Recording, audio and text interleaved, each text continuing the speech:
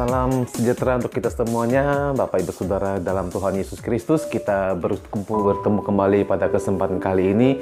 Kita bersyukur karena selalu diberikan kekuatan oleh Tuhan dan selalu diberikan kesehatan oleh Tuhan, karena berkat Tuhan itu yang luar biasa yang dapat kita nikmati hingga pada saat ini. Itu sebabnya kita akan terus bersyukur karena Tuhan yang selalu memberikan kita waktu untuk bisa bersama-sama merenungkan firman Tuhan, untuk bersama-sama menikmati berkat dan kebaikan Tuhan yang sungguh luar biasa yang Tuhan akan nyatakan bagi kita tiap-tiap hari. Kita percaya bahwa dengan kita merenungkan firman Tuhan, wawasan kita akan semakin terbuka.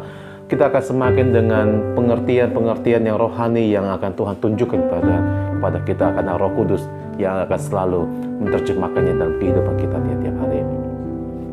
Hari ini kita akan masuk ke dalam jelajah Alkitab pada serinya yang ke-313. Kita bersyukur kepada Tuhan masih diberikan kesempatan untuk terus boleh mengerti dan memahami firman Tuhan pada saat ini. Kita akan membaca firman Tuhan pada pagi hari ini yang diambil dari Yohanesnya pasal yang ketiga. Yohanes pasal yang ketiga ayat yang ke-8 sampai yang ke-18. Ayat 8 berbunyi, "Angin bertiup kemana ia mau dan engkau mendengar bunyinya. Tetapi engkau tidak tahu dari mana ia datang atau kemana ia pergi. Demikianlah halnya dengan tiap-tiap orang yang lahir dari roh." Ayat yang ke-9, Nikodemus menjawab katanya, "Bagaimanakah mungkin hal itu terjadi?" Jawab Yesus, "Engkau adalah pengajar Israel dan engkau tidak mengerti hal-hal itu. Aku berkata kepadamu, sesungguhnya kami berkata-kata tentang apa yang kami ketahui dan kami bersaksi tentang apa yang kami lihat. Tetapi kamu tidak menerima kesaksian kami.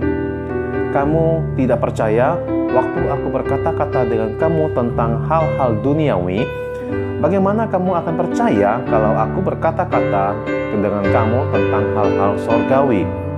Tidak ada seorang pun yang telah naik ke sorga selain daripada Dia yang telah turun dari sorga, yaitu Anak Manusia."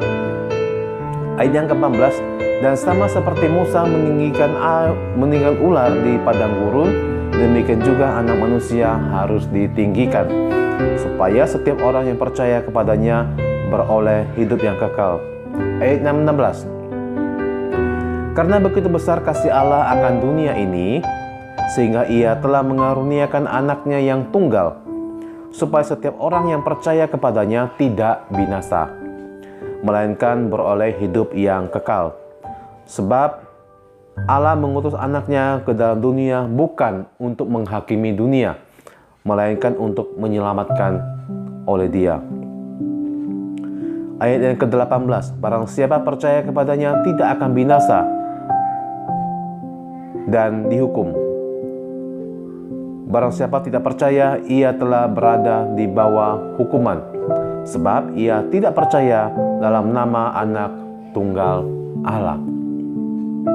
Kita akan masuk dalam renungannya pada saat ini. Kita percaya kita diberi hikmat oleh Tuhan untuk boleh memahami tentang firman Tuhan ini. Jelajah Alkitab Perjanjian Baru seri yang ke-313 yang diambil dari Yohanes 3 ayat ke-8 sampai yang ke-18. Saudara, ketika seseorang bertobat dan percaya kepada Tuhan Yesus, ini adalah bagian dari tanggung jawab manusia yang sudah diberikan kebebasan oleh Tuhan.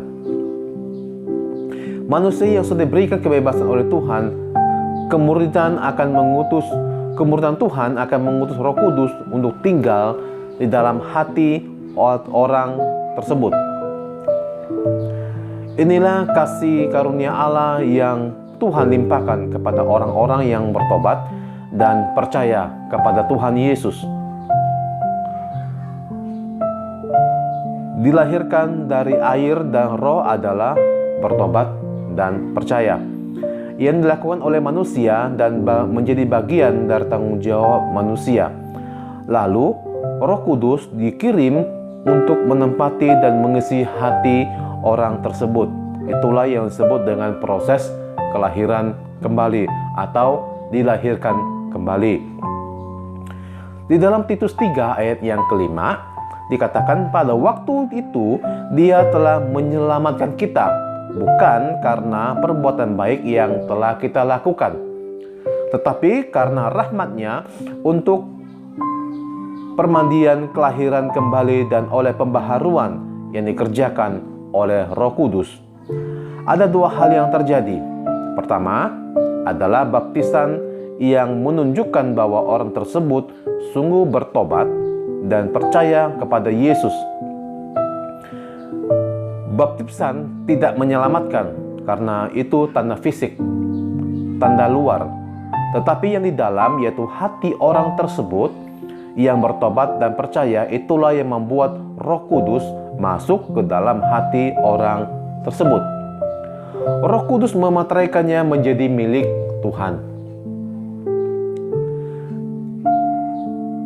Nikodemus harus memahami hal tersebut, termasuk kita semua. Memang sampai pada hari ini banyak orang yang belum bisa memahami tentang hal itu. Ketika Tuhan Yesus berbicara tentang hal-hal duniawi saja, mereka tidak percaya. Apalagi ketika Tuhan Yesus berbicara tentang hal-hal sorgawi. Yesus menjelaskan bahwa tidak ada seorang pun yang telah naik ke sorga selain daripada Dia yang turun dari sorga, yaitu Anak Manusia. Sekali lagi ditekankan di sini bahwa tidak ada seorang pun yang telah naik ke sorga selain daripada Dia yang telah turun dari sorga, yaitu Anak Manusia. Tuhan Yesus menjelaskan tentang dirinya yang berasal dari sorga dan menjadi sama seperti manusia. Yesus juga menjelaskan bahwa bagaimana Musa meninggikan ular di padang gurun. Demikian juga Anak Manusia harus ditinggikan. Peristiwa ini terjadi ketika Tuhan mengizinkan bangsa Israel dipatok oleh ular dan banyak yang mati di padang gurun pada saat itu. Kemudian Tuhan memerintahkan Musa untuk membuat ular tembaga, menancapkan di tiang yang tinggi, supaya setiap orang Israel yang sudah dipatok ular dan melihat kepada ular tembaga tersebut, mereka tidak mati. Ular tembaga itu melambarkan Anak Manusia, yaitu Tuhan Yesus itu sendiri. Tetapi mengapa Tuhan Yesus dilambangkan seperti ular? Ketika Tuhan Yesus disalib, berada di atas kayu salib, Dia adalah manusia yang paling berdosa. Bukan karena Dia berbuat dosa, tetapi karena Dia sedang menanggung dosa seisi dunia. Yesus menanggung dosa Adam sampai manusia yang terakhir. Yohanes 3 ayat 16 adalah ayat yang paling terkenal sekali. Jalan keselamatan adalah percaya kepada Tuhan Yesus.